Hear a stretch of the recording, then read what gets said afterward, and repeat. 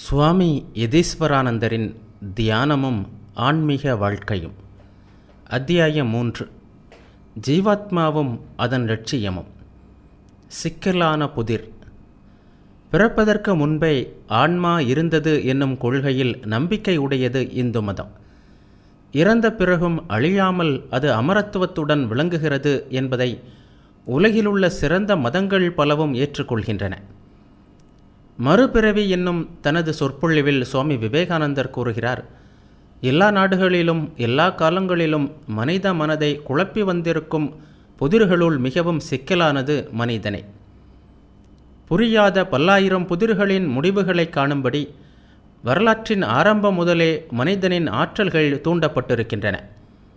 அவற்றுள் மிகவும் சிக்கலான புதிர் அவனது சொந்த இயல்பு பற்றியதே. இது முடிவு காண முடியாத புதிர், பிரச்சனைகளுளெல்லாம் கடினமான பிரச்சனை. நாம் அறிவது, உணர்வது, செய்வது இவற்றிற்கு தொடக்கமாகவும் இவற்றின் களஞ்சியமாகவும் உள்ளது மனிதனுடைய இயல்பை அறியும் ஆவலே. இந்த ஆவல் மனிதனது முழு கவனத்தையும் கவராத காலம் ஒருபோதும் இருந்ததுமில்லை, இனி இருக்கவும் செய்யாது. ஜீவனின் இயல்பு, அதன் இலக்கு, பிறப்பு இறப்பு என்னும் மர்மங்கள், இது போன்ற புரியாத புதிர்களை ஒவ்வொரு தலைமுறையும் அடுத்த தலைமுறைக்கு விடை காண விட்டு செல்கின்றன. இந்த கேள்விகளுக்கு ஆன்மீக விழிப்புணர்வு மூலம் விடை காணும் துணிவுமிக்க ஊக்கமுள்ள ஆன்மீக சாதகர்கள் அதிர்ஷ்டவசமாக எல்லா காலங்களிலும் இருந்துள்ளனர். அத்தகைய சிறந்த சான்றோர்களை பின்பற்றி அவர்கள் வழியில் நாமும் முயற்சி செய்வோம். விடாமல் முழு முயற்சியுடன் முயற்சி செய்தால் இந்த புதிரை நாமும் தீர்க்கலாம். ஹேரியட் பீச்சர் ஸ்ட்ரோவ் எழுதிய அங்கிள்ஸ் டாம் கேபின் என்னும் நூலில் டாப்ஸி என்னும் சிறுமியிடம் உன்னை உருவாக்கியது யார் என்ற கேள்வி கேட்கப்பட்டது. அதற்கு அவள் சிரித்துக்கொண்டே, என்னை யாரும் உருவாக்கவில்லை, நான் இருந்தேன், அறிந்தேன், வளர்ந்தேன், என்னை யாரும் உருவாக்கவில்லை என்று கூறினாள். நாம் நம்மை பற்றி அப்படி நினைக்கிறோமா? இந்த சிக்கலான கேள்விக்கு விடை காண்பதில் சிறிதும் ஈடுபாடற்ற, உடலால் மட்டுமே வளர்ந்த பலர் இந்த வினோத உலகில் அதிகம் இருக்கின்றனர். இருந்தாலும் நாம் எங்கிருந்து வந்தோம்? நம்மை சுற்றியுள்ள பொருட்களைப் போன்று நாமும் உருவாக்கப்பட்டோமா? பிறப்பதற்கு முன்பு நாம் இருந்தோமா? இந்த உடல் இறந்த பிறகும் நாம் இருப்போமா? என்பன போன்ற கேள்விகளை கேட்காமல் சிலரால் இருக்க முடியாது. அத்தகைய கேள்விகள் காலம் காலமாக கேட்கப்பட்டு வந்திருக்கின்றன. வால்ட் ஒயிட்மேன் பின்வருமாறு கூறுகிறார், ஒன்றோடொன்று பின்னப்பட்ட 2 பழைய எளிய புதிர்கள் நமக்கு மிகவும் அருகில், விடை காண முடியாமல் என்றும் வியக்கத்தக்க வகையில் உள்ளன. காலம் மாறலாம், ஆனால் விடை காண முடியாமல் அந்த புதிர்கள் மற்றவர்களிடம் செலுத்தப்படுகின்றன.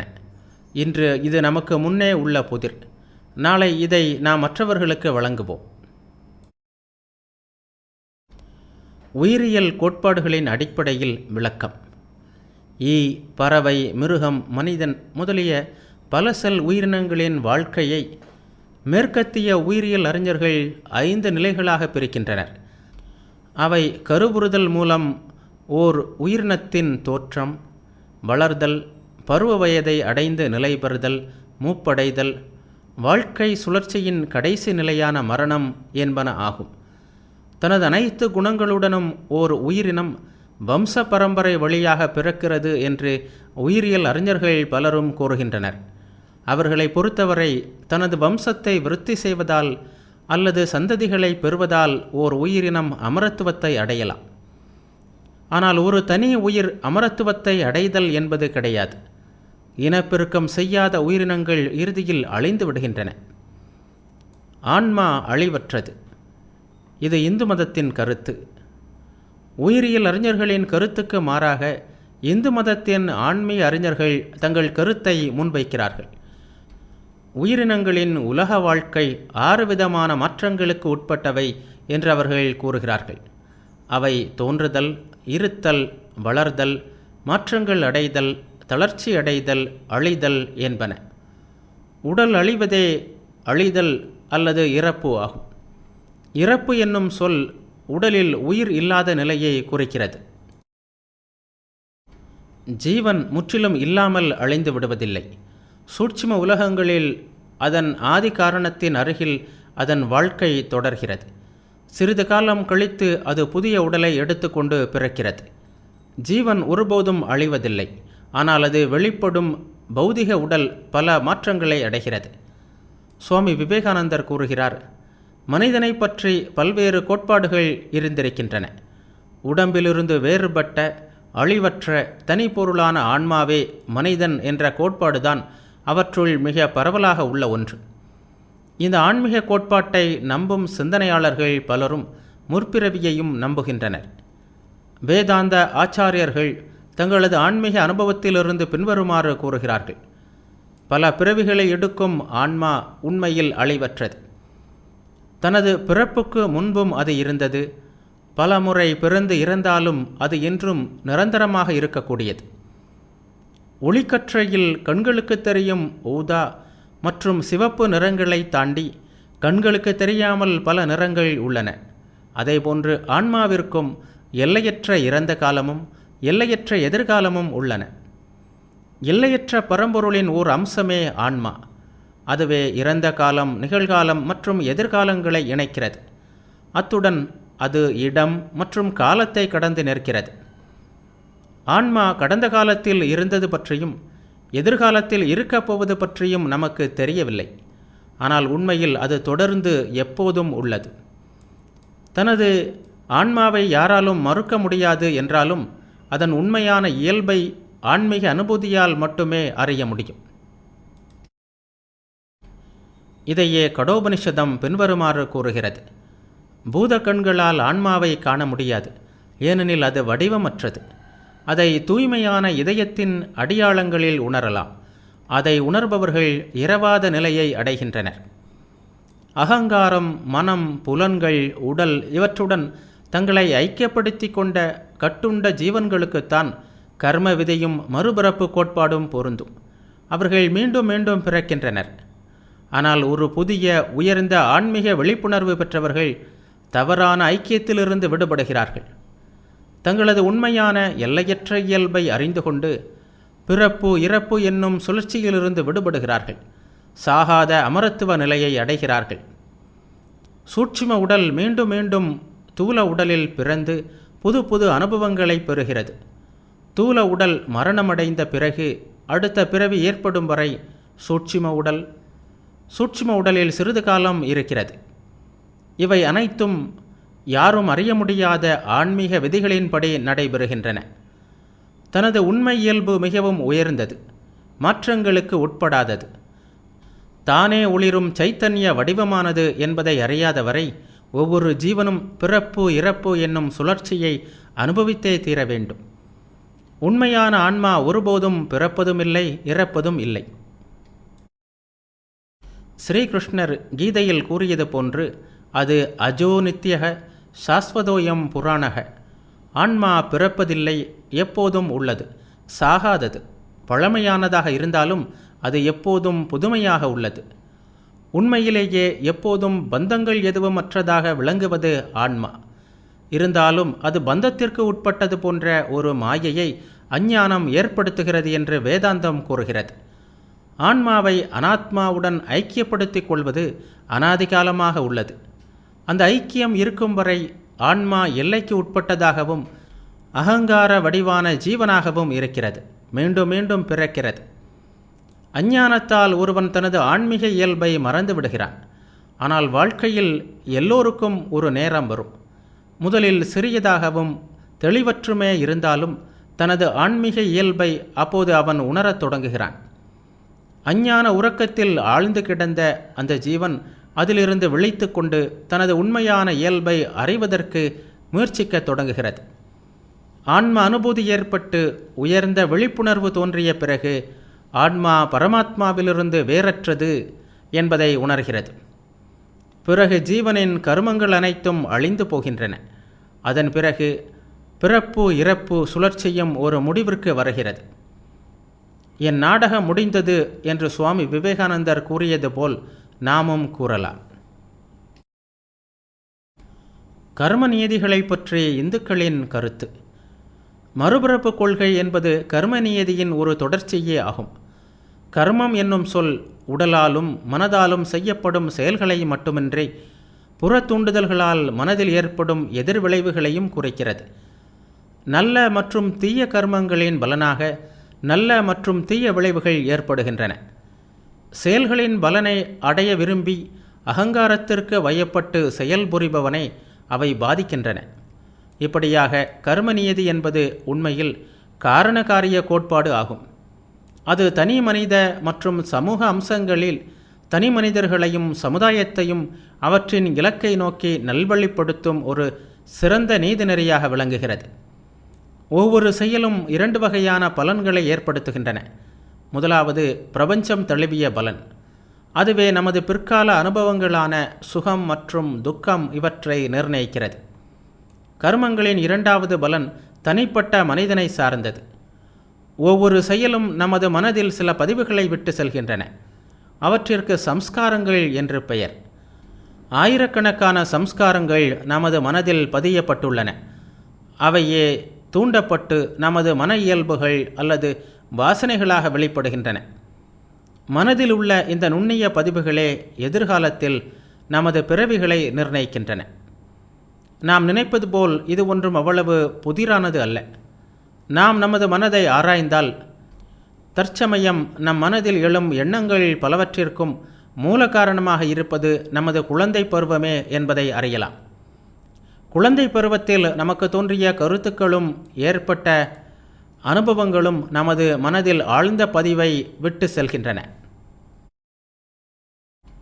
நாம் வளரும்போது நமது மனதில் பதிந்துள்ள பதிவுகள் வளர்ந்து வெளிப்படும்போது அதில் உள்ள எண்ணற்ற காட்சிகளையும் எண்ணங்களையும் கண்டு நாமே வியப்படைகிறோம்.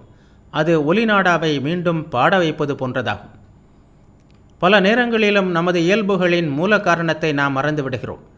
மனதை உட்புறம் திருப்பி ஆராய்ந்தால் அவற்றின் மூல காரணம் நமது குழந்தை பருவத்தில் அல்லது முற்பிறவிகளில் உள்ளதை கண்டுவிட முடியும்.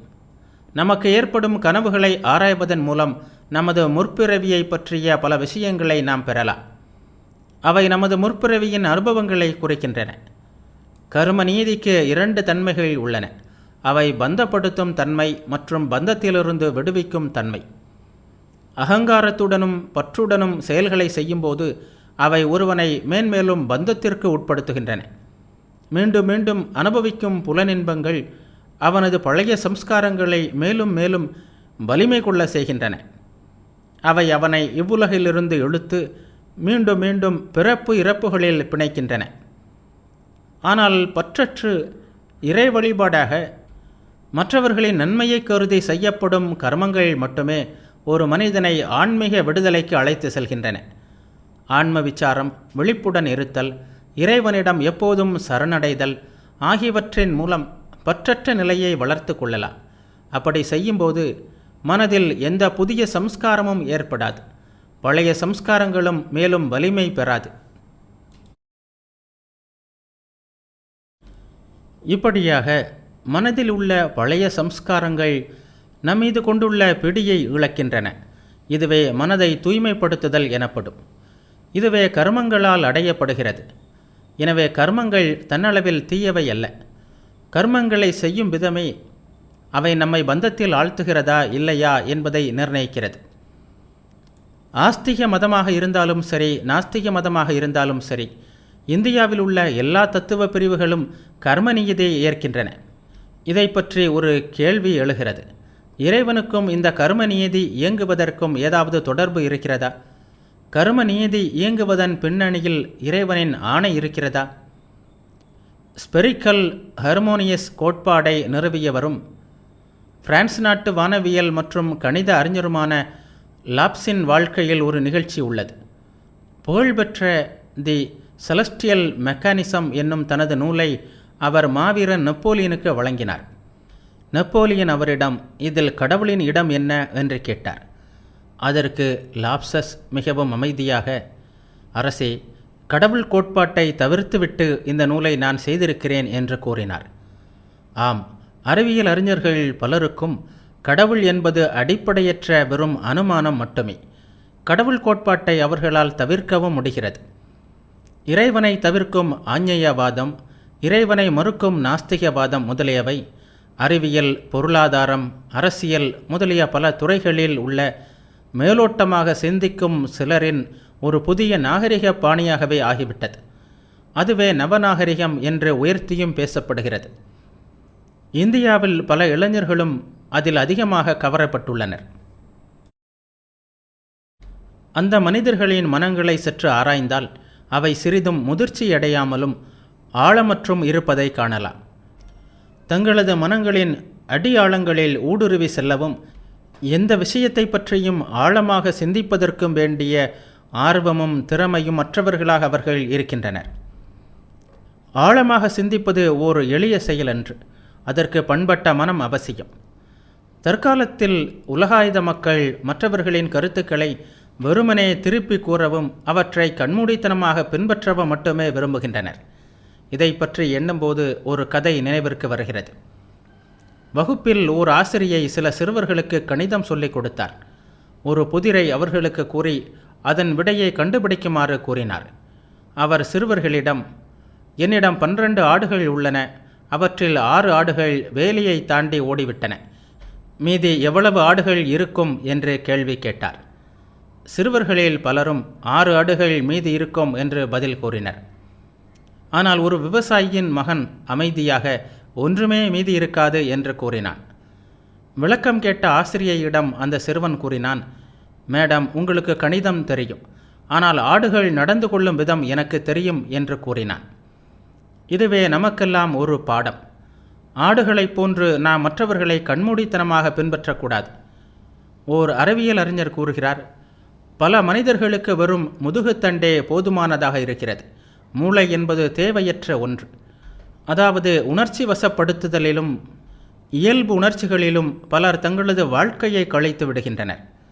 சிலரே உண்மையாக சிந்தித்து அறிவுபூர்வமாக தங்கள் வாழ்க்கையை அமைத்துக் கொள்கின்றனர். உலகாயுத கொள்கை ஒன்றும் புதியதல்ல. பண்டைய இந்தியாவில் சார்வாகர்கள் என்று ஒரு பிரிவினர் இருந்தனர்.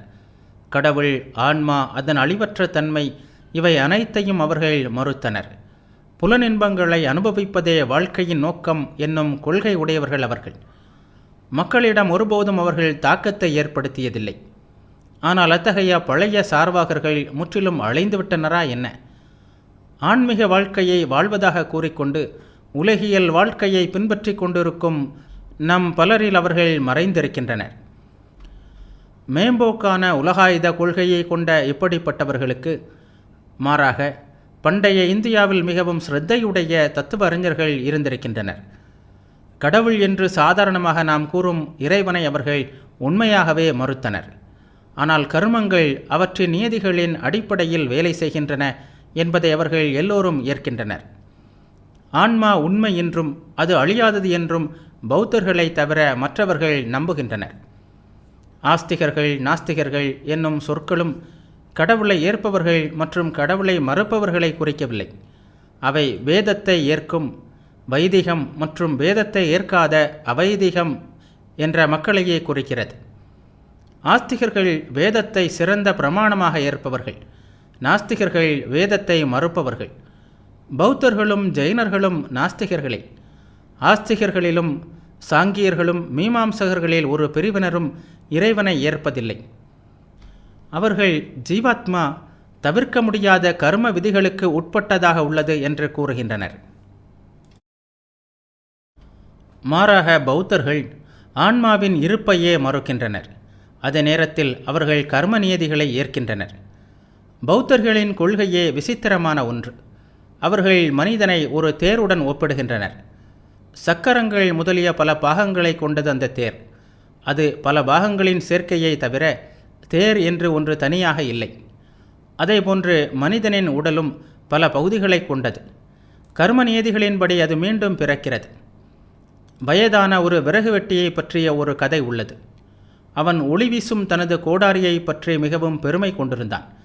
யாராவது அந்த கோடாரியை புகழ்ந்து பேசினால் அவன் மிகவும் மகிழ்ந்து, தம்பி, இதோ பார், நான் இந்த கோடாரியை எனது 20 வயதிலிருந்து பயன்படுத்தி வருகிறேன். இப்போதும் அது எவ்வளவு நன்றாக இருக்கிறது. அதன் வெட்டு முனையை 6 முறை மட்டுமே மாற்றியிருக்கிறேன். கைப்பிடியை 8 முறை மட்டுமே மாற்றியிருக்கிறேன் என்று கூறுவார். அந்த விறகு வெட்டி தனது பழைய கோடாரியையே இன்னும் பயன்படுத்துவதாக எண்ணிக்கொண்டிருந்தார். பல பிறவிகளிலும் ஒரே ஆன்மா தொடர்கிறது என்பதும் இதே போன்ற ஒரு மாயத்தோற்றம் என்று பௌத்தர்கள் கூறுகின்றனர். மேல நாடுகளில் பல ஆண்டுகள் இருந்ததால் என்னால் மதங்களை பற்றி நன்றாக அறிய முடிகிறது. இந்தியா வேதாந்தத்தின் தாயகம். உயிரினங்களின் கருமங்களுக்கு ஏற்ப பலன் வழங்கும் தெய்வீக சக்தி ஒன்று உள்ளது என்பதை இந்தியா நம்புகிறது. உணர்வற்ற ஒரு விதிமுறை, அதாவது கர்மநியதி கோட்பாடு, உணர்வுடைய உயிரினங்களின் தலைவிதியை நிர்ணயிக்கும் என்பதை வேதாந்தம் ஏற்கவில்லை. எல்லாவற்றையும் கட்டுப்படுத்தவும் பிரபஞ்சத்தை வழிநடத்தவும் ஓர் உணர்வு பொருள் அல்லது சைத்தன்ய சக்தி இருக்க வேண்டும்.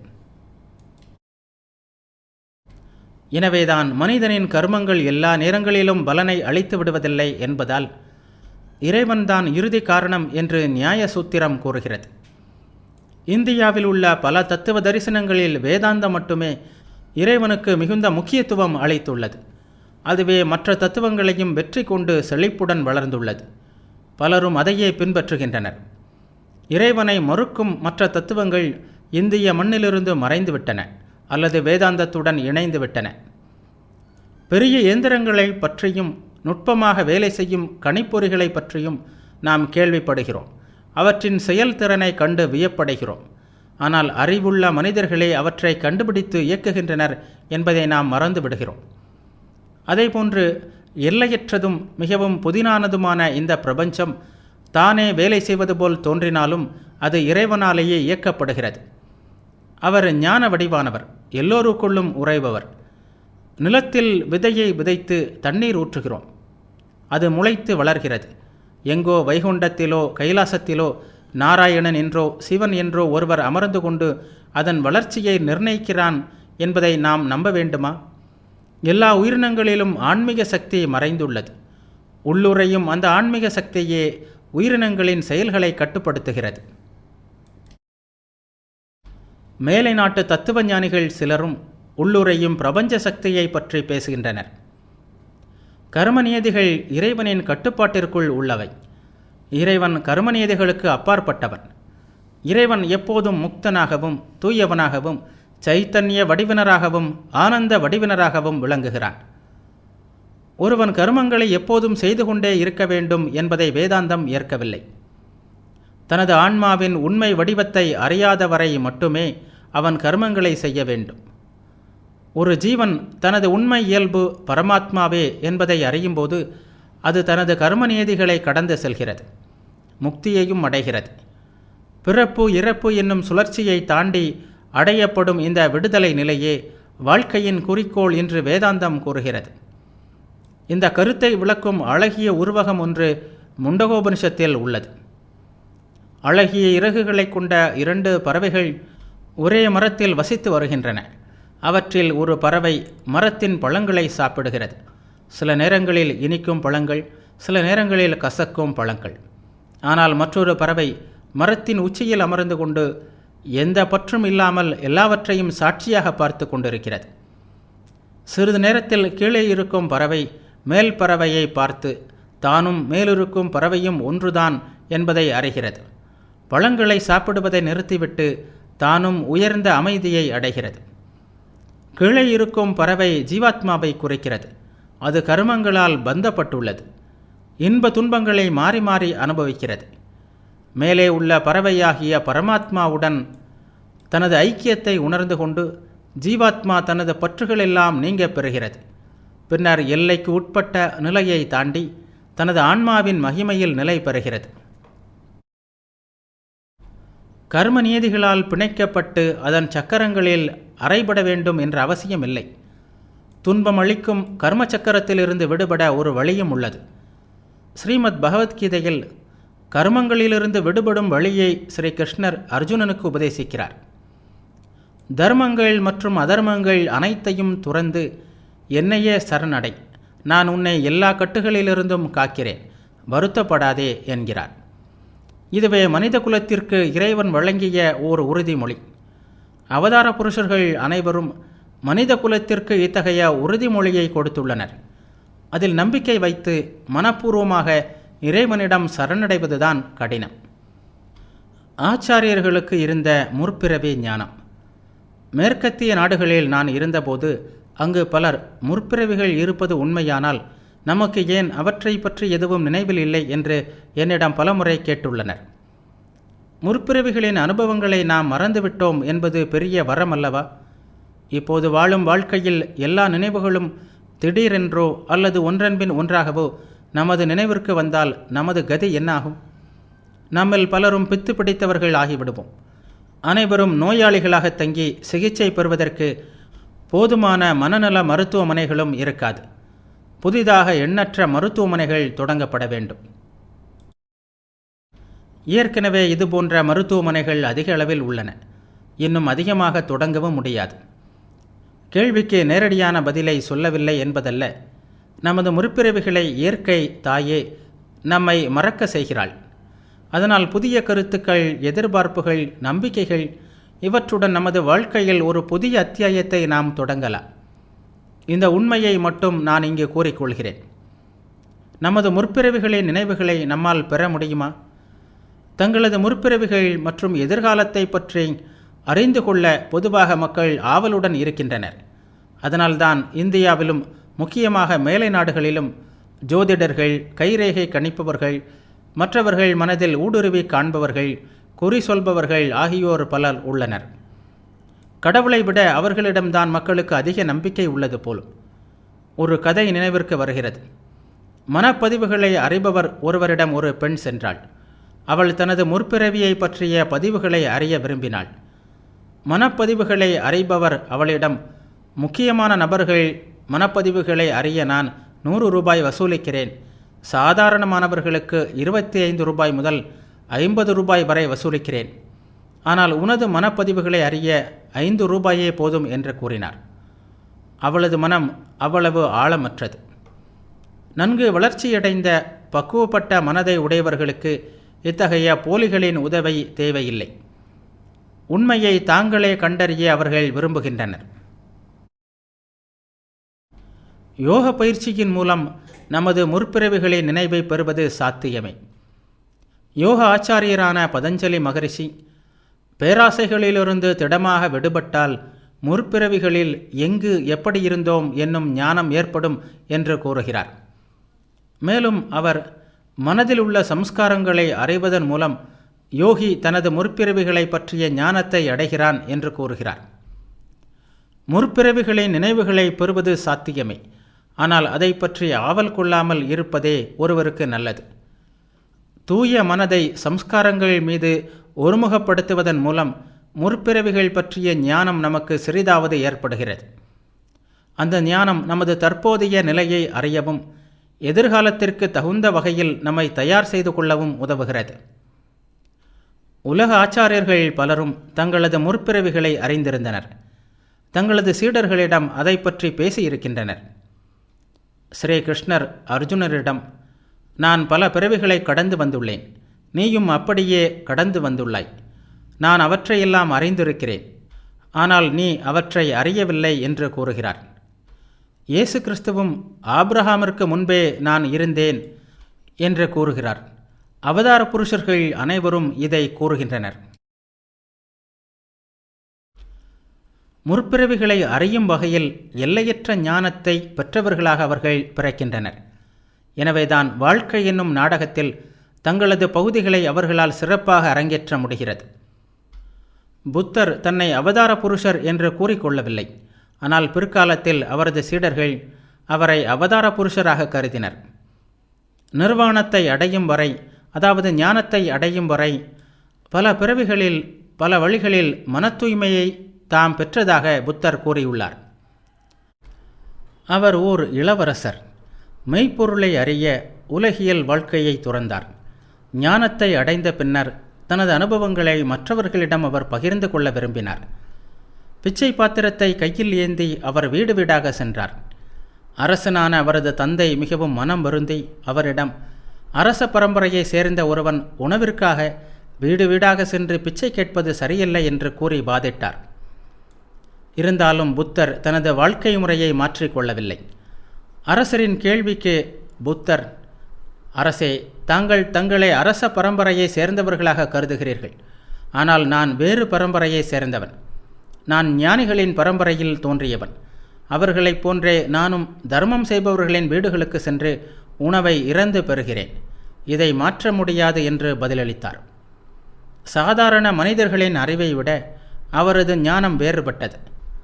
எந்த குடும்ப பரம்பரையை காட்டிலும் ஆன்மா பழமையானது என்பதை மறந்து நாம் நமது குடும்ப பரம்பரையை பற்றி எவ்வளவு மிகைப்படுத்தி பேசுகிறோம். மற்ற செமிட்டிக் மதங்களைப் போன்று இஸ்லாமும் மறுபிறப்பு கொள்கையை ஏற்பதில்லை. பாரசீகத்தில் இஸ்லாம் பரவிய போது அதற்கு அங்கிருந்த மற்ற கருத்தோட்டங்களுடன் தொடர்பு ஏற்பட்டது. அதிலிருந்து மெய்ஞானிகளான சூஃபிகளின் மதம் தோன்றியது. சூஃபி ஞானிகளில் தலை சிறந்தவர் ஜலாலுதீன் ரூமி. அவர் தனது கவிதை ஒன்றில் பின்வருமாறு எழுதுகிறார்: தாதுவாய் இறந்து செடியாய் பிறந்தேன், செடியாய் இறந்து விலங்காய் எழுந்தேன், விலங்காய் இறந்து மனிதனாய் உயர்ந்தேன். நான் ஏன் அஞ்ச வேண்டும் இறப்பைக் கண்டு? இறப்பதால் என்று நான் குறைவடைந்தேன். இன்னுமொரு முறை நான் இறப்பேன் மனிதனாக. எதற்காக? அது தேவர்களுடன் உயர்வதற்காக. அங்கிருந்தும் நான் சென்றாக வேண்டும். இறைவனை தவிர எல்லாம் அழியுமன்றோ? தேவதை வாழ்வை துறந்த நான் மனித மனம் கடந்த ஒன்றாய் விளங்குவேன். ஓ, நான் இல்லாமல் போவேனாக.